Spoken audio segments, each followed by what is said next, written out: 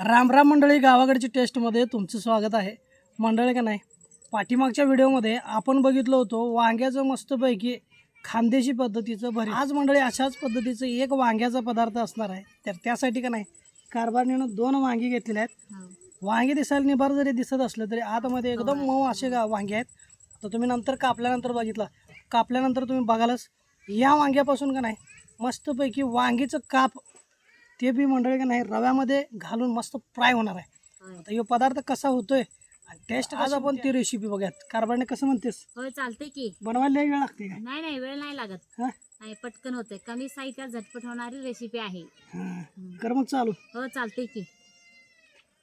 तर आपण इकडे घेतलेले आहे 2 वांगी घेतलेले आहे. तर आता आपल्याला ना हे कट करून घ्यायचं. पण मागचं आपण सगळं बाजूने अगोदर कट करून घेऊया. देठ काढून घ्यायचं. हां, देठ काढून घ्यायचं.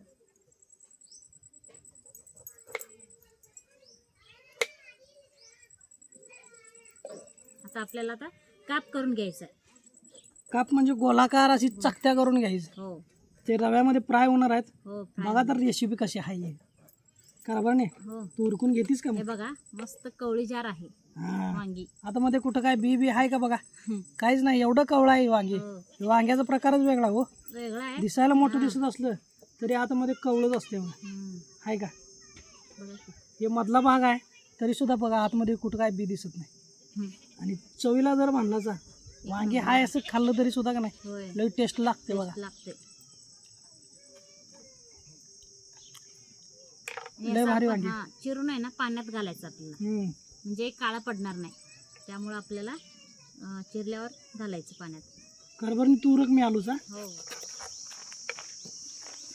हे बघा असं आपल्याला चांगलं असं एक खाप काढून घ्यायचं आहे. मस्त कवळीजार असं वांगी आहे. जरासुद्धा निबार नाही आणि पीसुद्धा जास्त नाही ह्या वांगीमध्ये. हे बघा. आणि तुम्हाला वाटत असेल एवढं मोठं वांगी आहे, निबार असेल, बी असेल, पण नाही. बीसुद्धा जास्त नाही आणि निबार पण नाही. मस्त कवळीजार असं वांगी आहे. आणि ह्याचं भाजी केलं तरी पण आहे ना खूप छान लागते.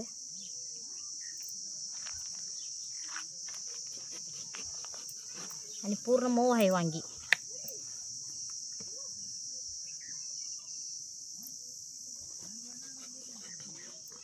बघा असं पाण्यात घालायचं आपल्याला, म्हणजे काळा पडणार नाही. आता आपण इकडे कांदा लसूण मसाला घेतलेला आहे, देशी हळद पावडर, मीठ आणि इकडं रवा घेतलेला आहे. तर आपण आहे ना या रव्यामध्ये आपल्याला थोडंसं मसाला घालायचं. कांदा लसूण मसाला, देशी हळद पावडर, थोडीशी मीठ घालूया आणि मिक्स करून घेऊया.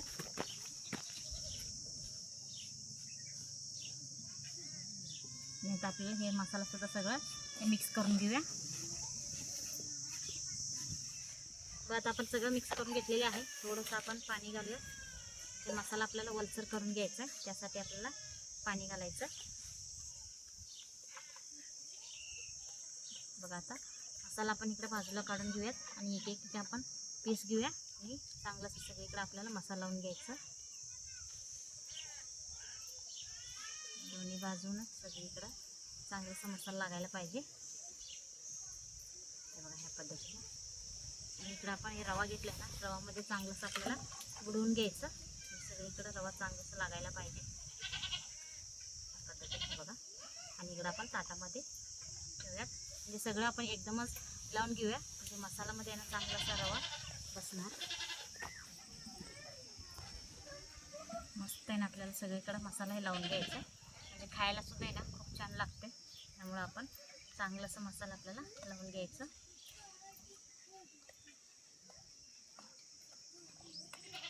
आणि हे खायला ना लय मस्त लागतोय. चांगलं सगळीकडे आपल्याला लावून घ्यायचं. बघा आता आपण चांगलं आहे ना सगळे वांगीला आपण छान असं आहे ना आपण सगळं मसाला लावून घेतलेले आहे. आणि इकडे चुलीवरती आहे ना चूल पेटून आपण तवासुद्धा ठेवलेले आहे. गरम झालेले आहे. तर आपण आहे ना तेल घालूयात. सगळीकडे आपल्याला तेल घालायचं आहे. सगळीकडे पसरवून घ्यायचं तेल. बघा आता आपण सगळीकडे असं आहे ना तेल पसरवून घेतलेले आहे. तर आता आपण यामध्ये एक एक एक आपण काप ठेवूयात.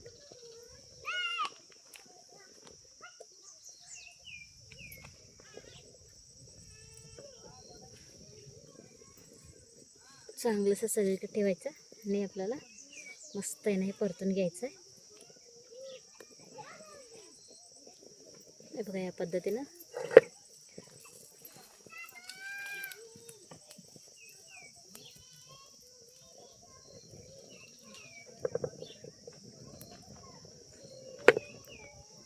हे बघा आता थोडंफार परतलेले आहे. आता आपण एक आपण करून पलटी करूया आणि चांगलंसं आपण आहे ना हे सुद्धा आपल्याला तेलामध्ये परतून घ्यायचं आहे.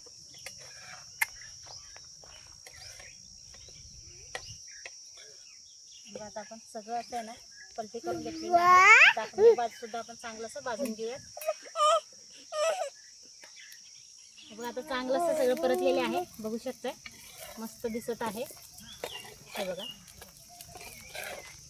आणि पूर्ण वांगी सुद्धा आहे ना मग काय खायचं आहे देतो तुला. पूर्ण वांगी सुद्धा मऊ झालेले आहे. तर आता आपण हे काढून घेऊयात. थांब की देतो बा. दिसायला एवढं छान दिसाले खायला तर मस्तच लागणार आहे.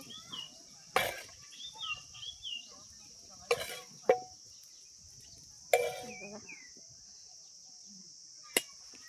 आता परत आपण आहे ना ह्याच पद्धतीने थोडंसं तेल घालूया.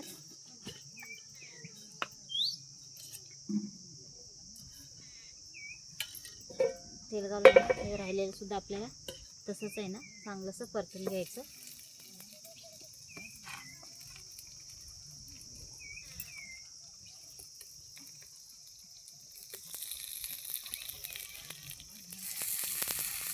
मस्त आपण सगळीकडे ठेवलेलं आहे.